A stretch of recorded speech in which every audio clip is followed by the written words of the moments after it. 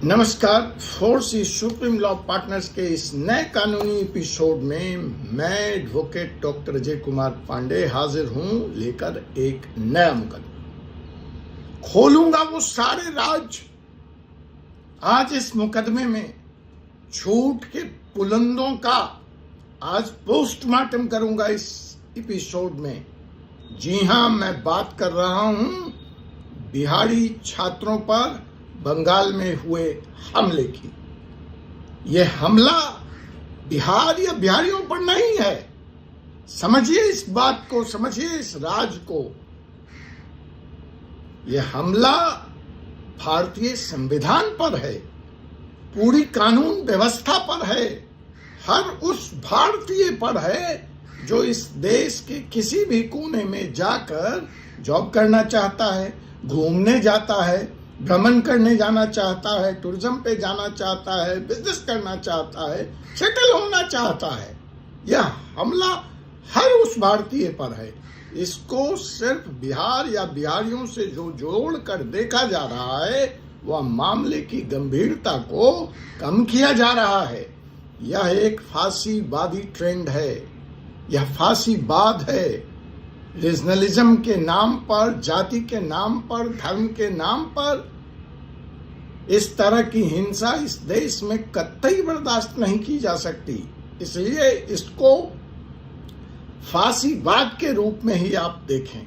और मैं खोलूंगा राज जो कहा जा रहा है। कानून क्या कहता है, संविधान क्या कहता है, इन सारे मुद्दों पर बात होगी। आप मेरे मुद्दे से, मेरे वक्तव्य से सहमत या असहमत हो सकते हैं। देखिए, आगे चलते हैं। तो जी हां जनाब, पहली बात तो आप ये समझ लीजिए कि जो झूठ बोला जा रहा है कि उनके पास फेक डोमिसाइल सर्टिफिकेट था, नहीं था। मैं दावे से कह रहा हूं। आप कहेंगे कैसे नहीं था? जरूरत ही नहीं थी। वो कोई बंगाल सरकार की नौकरी ढूंढने थोड़ी गए थे जहां डोमिसाइल की रिक्वायरमेंट है। या तो रजत भट्टाचार्य पागल है या पागल था। ये जो अपने को बंग बचाओ आंदोलन के पुरोधा जो बोल रहे हैं, अरे आरोप ही लगाना था तो कोई ऐसा आरोप लगाते, कुछ रिवॉल्वर दिखा देते, कुछ चाकू दिखा देते, कुछ गांजा दिखा देते, कुछ ड्रग्स दिखा देते। तुम तो एकदम बुद्धि से पैदल हो भट्टाचार्य। कह रहे हो डोमिसाइल सर्टिफिकेट फेक था। अरे भैया, एसएससी का एग्जाम है, सरकार, केंद्रीय सरकार, यूनियन गवर्नमेंट कंडक्ट करती है। पोस्टिंग दिल्ली के विभिन्न मंत्रालयों में होती है एसएससी से। वो तो उस बेचारे अभागे बिहारी छात्र का सेंटर वहां पड़ गया। पहली मुसीबत तो कि उसको गिरते पड़ते पैसे खर्च करके वहां जाने पड़े। दूसरी मुसीबत आपने उसकी पिटाई कर दी। और अब आप बचने के लिए इस तरह के ऐसे बहाने ढूंढ रहे हैं जिनका पांव ही नहीं है। क्या करेगा वो डोमिसाइल का? ना वो आपके यहाँ एडमिशन लेने गया है, ना वो आपके यहाँ कोई संपत्ति में हिस्सा लेने गया है। अरे वो तो एक ऑल इंडिया बॉडी द्वारा कंडक्टेड एग्जाम है, उसमें वो गया है। अब कल को किसी के नीट का सेंटर पड़ जाए, एमबीबीएस का, कल को किसी के ऑल इंडिया लॉ कैट का सेंटर पड़ जाए, कल को किसी के एमबीए का सेंटर पड़ जाए कलकत्ता, तो आप मारने लगेंगे उसको। तो पहली झूठ तो ये बेनकाब मैं कर रहा हूं। दूसरी बात, 1 मिनट के लिए अगर मैं मान भी लूं कि फेक डोमिसाइल सर्टिफिकेट था, तो भैया ये कौन सा तरीका है? आप कानून हाथ में कैसे ले सकते हैं? तो बेसिकली जो मैं कह रहा हूं कि एक फांसीवादी ट्रेंड है।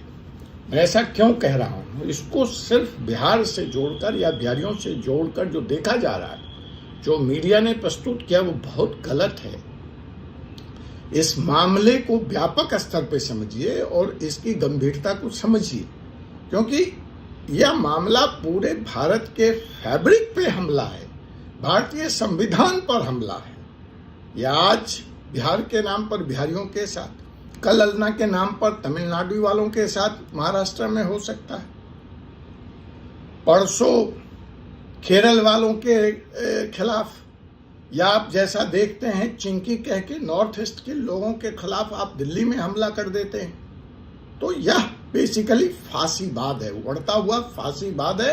और जितना जल्दी हो इस पर लगाम लगाया जाए। क्योंकि देखिए, ये कानूनी चैनल है, मैं कानून की बात करूंगा, मैं पॉलिटिक्स की बात यहाँ करता नहीं।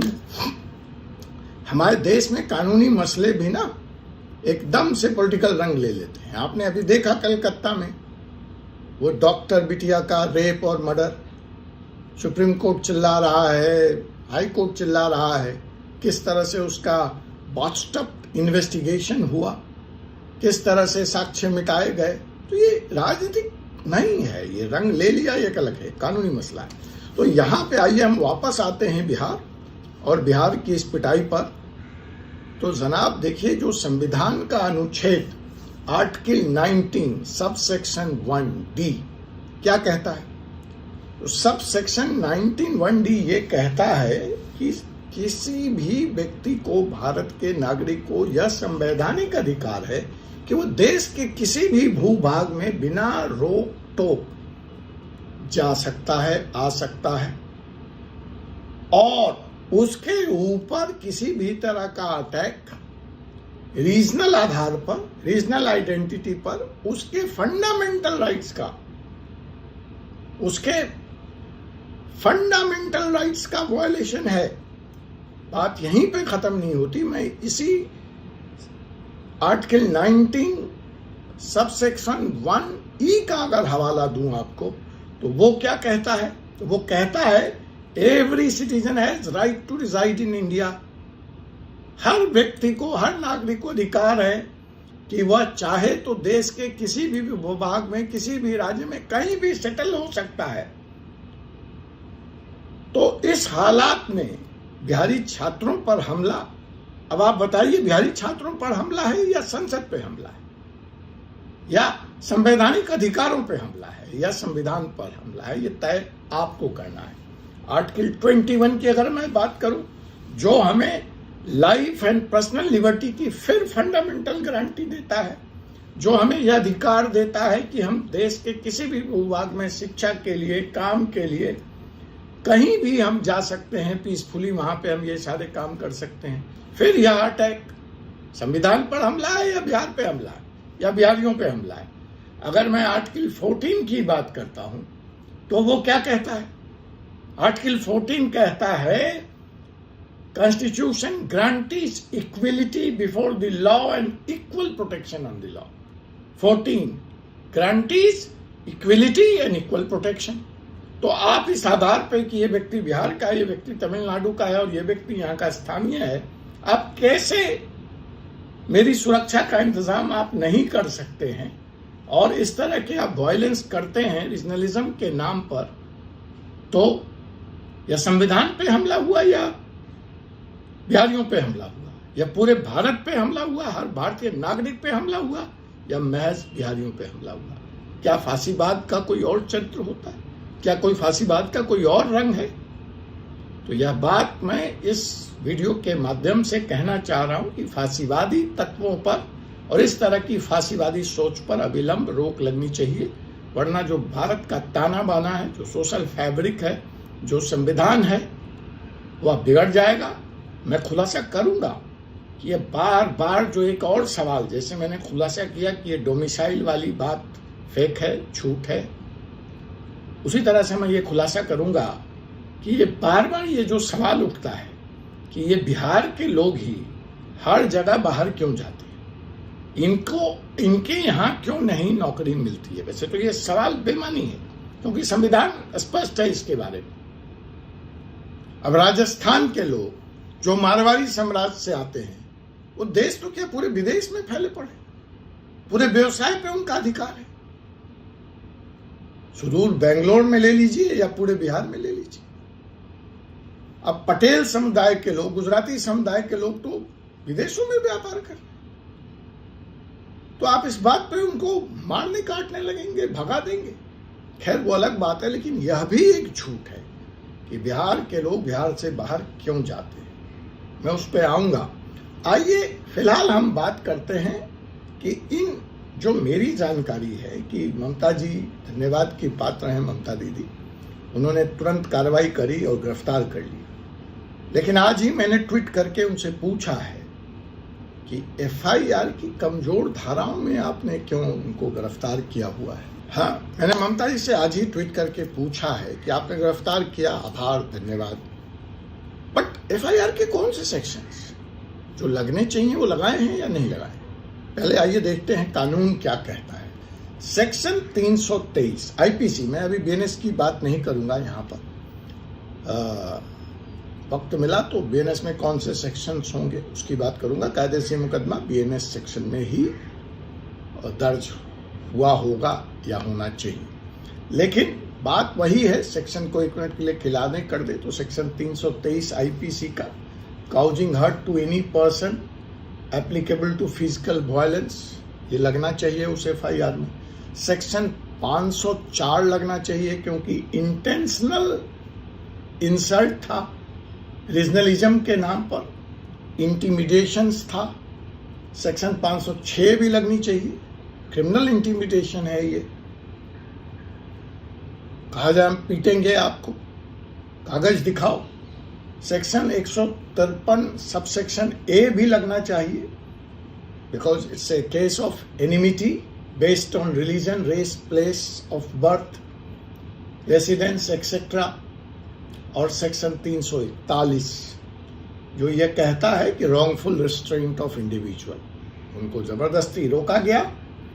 और सबसे बड़ी बात है जो देखना है कि बंगाल की सरकार इस सेक्शन में मुकदमा दर्ज करके यह मुकदमा आगे चलाती है या उसी तरह से जो आरजी कार मेडिकल कॉलेज में डॉक्टर बिटिया के साथ हुआ लीपा पोती का काम करती है। वह सेक्शन है प्रिवेंशन ऑफ एट्रोसिटीज एक्ट 1989।